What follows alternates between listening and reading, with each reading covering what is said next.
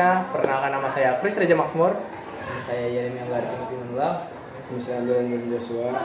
Kami di sini ingin membuat tugas video wawancara bersama narasumber kita, Ibu Maftua Solihah. Bersama kami, saksikan terus video kami. Dah.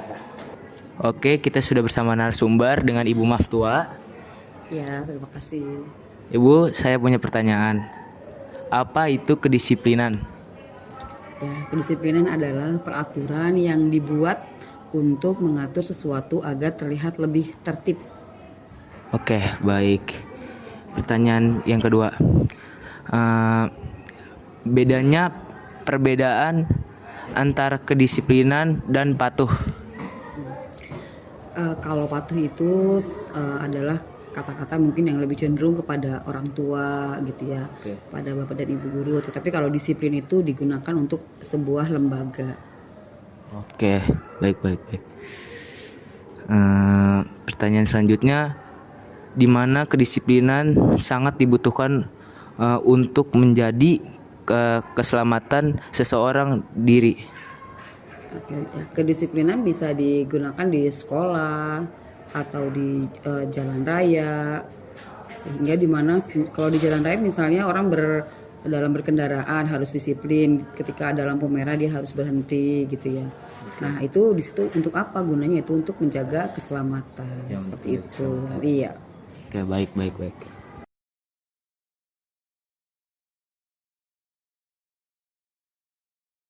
Oke Bu, jadi apa bedanya perbedaan antara disiplin dan patuh?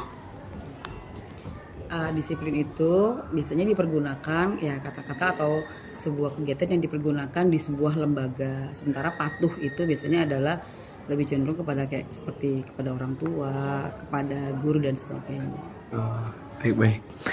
Jadi itu terus pertanyaan selanjutnya tuh, di mana dalam proses belajar kedisiplinan yang paling memerlukan hasil akhir seseorang siswa? Ya, di sekolah kita memerlukan kedisiplinan ya tadi misalkan dalam kegiatan pembelajaran kita harus disiplin dalam belajar agar apa? Agar kalau kita belajar dengan disiplin ya nanti mungkin hasilnya akan lebih baik daripada yang belajar ibaratnya sembarangan gitu ya atau tidak teratur. Baik. Oke Bu, lanjut ke pertanyaan selanjutnya yang di sini tuh, mengapa kegagalan dalam kedisiplinan seringkali terulang gitu? Ya, kenapa gagal gitu ya? Ya. Nah, tadi itu tergantung kepada orangnya masing-masing, kepada individunya. Jika individunya adalah merupakan orang-orang yang memang taat atau mematuhi suatu kedisiplinan ya, maka itu akan berjalan dengan baik. Tapi jika orangnya memang tidak patuh terhadap kedisiplinan, maka akan gagal kedisiplinan itu. Seperti itu. Ya. Baik, terima kasih Bu. Dan sekarang saya ingin bertanya, kapan waktu yang tepat bagi seorang untuk meninjau ulang dan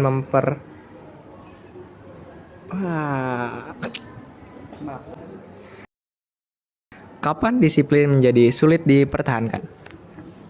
Ya, disiplin akan menjadi sulit dipertahankan jika orang-orang yang berada di dalamnya tidak dapat melaksanakannya dengan baik ataupun kedisiplinan itu mungkin diterapkan dengan cara-cara yang salah.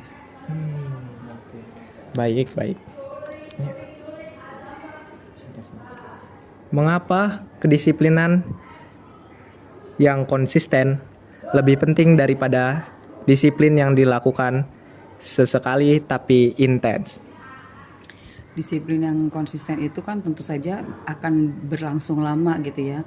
Nah itu mungkin akan sudah terlihat dari awalnya bahwa itu baik dan terus dilakukan sehingga berulang-ulang akan semakin baik daripada yang hanya sesekali dan belum jelas baik atau tidaknya seperti itu. Ya baik. Dan yang terakhir, bagaimana cara yang paling efektif untuk menjadi disiplin? Cara yang efektif agar disiplin itu bisa berjalan dengan baik mungkin ya tadi agak disiplin itu sebelumnya harus ditelaah dulu apakah disiplin ini baik ketika akan diberikan. Nah kemudian semua orang atau semua pihak yang menjalankannya harus benar-benar menjalankannya dengan baik dan konsisten sehingga disiplin ini bisa berjalan dengan lancar. Baik, cukup ya. Terima kasih Sama-sama. atas jawabannya.